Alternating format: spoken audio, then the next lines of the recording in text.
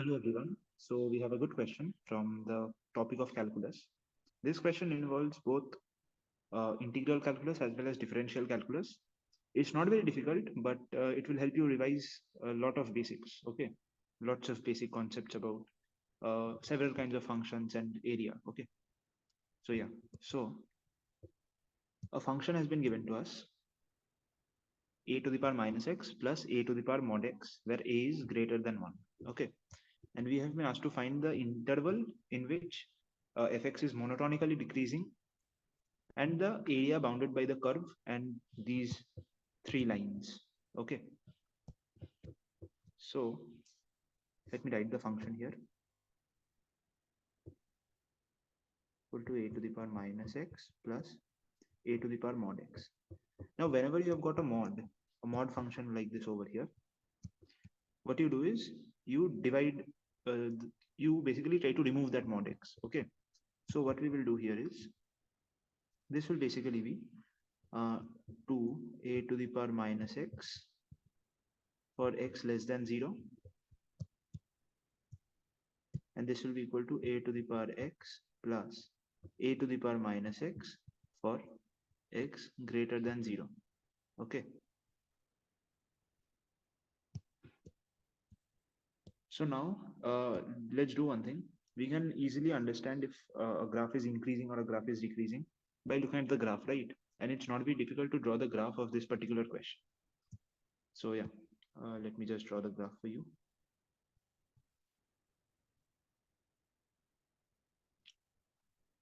So at x, for x less than 0, we have got 2a to the power minus x. It's a decreasing function, we know that, right? This is what it looks like. Okay, and this point over here will be 2 comma 0. Okay, and this function a to the power x plus a to the power minus x, if you look at the way a to the power x increases, okay, it is much greater than the way a to the power minus x decreases. Okay, so if you differentiate this function, you will find that it is increasing. Okay, why? Because a to the power x has a much greater effect than a to the power minus x. Okay, this is this is basic logic. Okay, and the more you practice questions, you will slowly start realizing why it's happening. So it's an increasing function. Okay, so we have got the answer to our first question, which is monotonically decreasing at minus a comma 0. Okay, you can verify this by doing the derivative, but there's no need to. Okay, now we have been asked to find the area of the curve between x equal to minus 1, this line, x equal to 1, and y equal to 0. So this area basically, right? We have to find this area. So yeah, let's just apply the formula of definite integration. The area will be equal to integration of minus 1 to 0 to a to the power minus x dx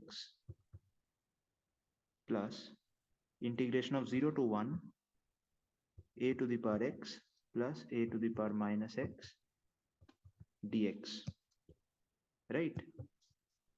Upon integrating this, you will get 2